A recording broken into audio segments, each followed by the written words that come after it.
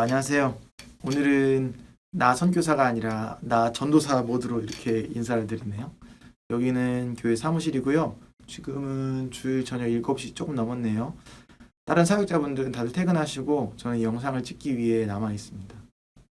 먼저 영상에 앞서서 여전히 코로나가 기승을 부리고 우리 생활과 경제에 많은 타격을 주고 있는데요. 여러분 삶을 살아내시기가 얼마나 어려우신지요. 이 부디 이 영상을 통해서 작게나마 위로와 격려와 도전이 되는 시간이 되었으면 좋겠습니다. 저는 동역자님들이 함께 해주신 덕분에 결혼식을 잘 마쳤습니다. 네, 감사합니다. 인원 제한으로 인해서 결혼식장을 보지 못한 분들을 위해서 결혼식 하이라이트 영상을 카톡 밑에 보면 링크로 담았어요. 그래서 그 링크를 보시면 결혼식장의 분위기도 같이 느낄 수 있습니다.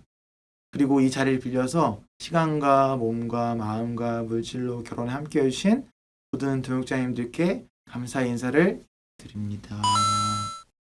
다들 신혼인데 어떻게 보내고 있냐고 물어보시네요. 근데 사실은 그렇게 지금은 상황이 좀 좋은 상황은 아닌 것 같아요. 결혼식 후에 이제 주일을 보내고 여행을 잘 다녀왔어요. 네.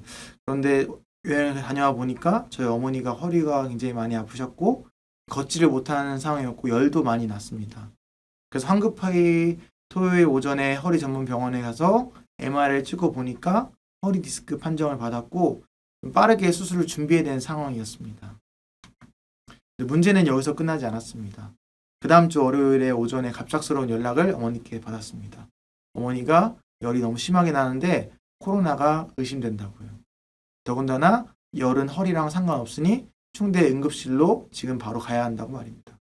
이 말을 듣고 이제 헐레벌떡 뛰어서 이제 차를 타고 어머니를 모시고 충대 병원에 가서 코로나 검사를 받았고 음성 판정 결과가 나오자마자 응급실에 가서 2시간을 기다려서 혈액이나 MRI나 CT 검사를 받았습니다. 결과는 이제 왼쪽 골반 쪽에 염증이 뭉쳐서 농양이 되었고 이 농양이 꽤 큰 크기로 되어 있어서 열이 나고 있었던 것입니다.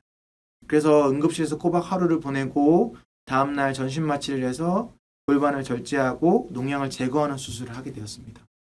수술은 감사하게 잘 끝났고 저희 어머니 간병을 위해서 저도 코로나 검사를 받고 음성 판정을 받고 간병을 옆에서 꼬박 일주일 동안 하게 되었습니다.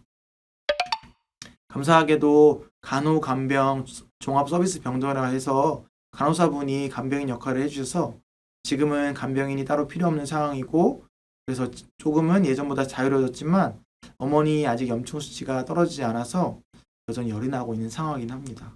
하지만 중요한 것은 지금보다 허리 디스크 수술이 아직 크게 남아있다는 거죠. 이제 어머니는 왼쪽 다리에 통증이 계속 있으셔서 걷기가 어려우셨는데 지금 수술 후에 왼쪽 다리에 힘이 들어가지 않아 사용하지 못하는 상황이고요. 허리는 손도 못 댔기에 지금 허리 디스크도 지금 남아있는 상황입니다. 이제 어머니를 간병하면서 느낀 거는 차라리 젊은 제가 대신 아팠으면 좋겠다고 생각할 정도로 이제 점점 늙어가시는 어머니가 아파하시는 모습을 보니까 마음이 사실 지금도 많이 어렵습니다. 병간호 때문에 정신없어서 신혼인데 신경도 제대로 못 써주는 아내에게도 많이 미안하죠. 네.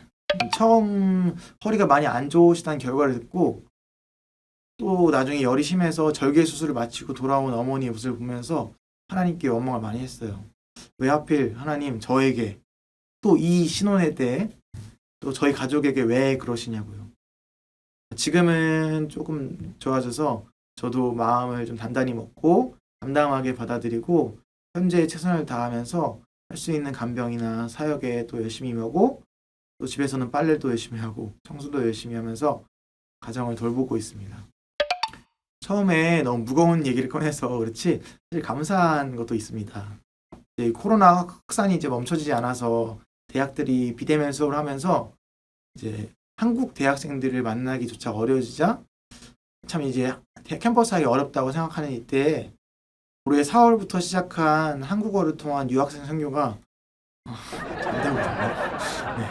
이제 선문대학교 한국어 학당 베트남 유학생 2명으로 시작했는데 이 한국어 수업이 처음에는 1명이 늘어서 3명이 되고 또 갑자기 지난주에 2명이 더 늘어서 6개월 만에 2명에서 5명으로 늘어났습니다. 선문대 말고 다른 학교도 이제 같이 공부하게 됐고요. 그래서 매주 월요일마다 한 수업당 2시간씩 2번 수업을 합니다. 장소는 천안시 두정동 마르페라는 카페에서 룸을 빌려서 하고 있습니다. 매주 60개에서 80개 정도의 단어 시험도 보고 수업을 시작하는데요. 선교사가 가르친다고 해서 뭐 주먹구구식이 아니라 이제 제가 베트남 다낭에서 배웠던 그대로 커리큘럼을 가져와서 체계적으로 하고 베트남 통역사를 줌으로 연결을 해서 제가 설명을 하면은 베트남어로 통역을 해줘서 더 쉽고 빠르게 한국어를 배울 수 있게 하고 있습니다. 제 다낭에 있었을 때는 수업 시간에 뭐 예수님이나 복음에 대해 이야기하면 어떤 학생의 신고를 받고 추방을 될 수 있는 상황이었어요. 근데 여기는 어딜까요? 자유민주주의 국가이기 때문에 저는 예수님을 믿고 교회를 다니고 이 믿는 사람이 어떻게 사는지에 대해서 아주 자유롭게 수업 중에 이야기할 수 있어서 참 감사합니다.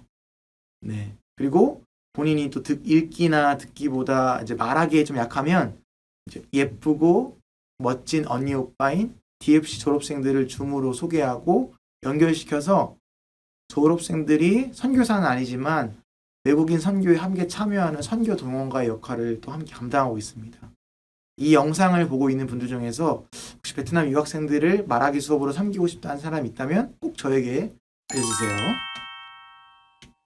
그리고 이제 대면 수업이 다시 시작되면은 천안 DFC 학생들과 유학생들이 만나서 교제하는 시간을 가지면서 다문화에 대한 긍정적인 마음과 외국인 선교의 중요성을 좀 가르치려고 준비하고 있습니다.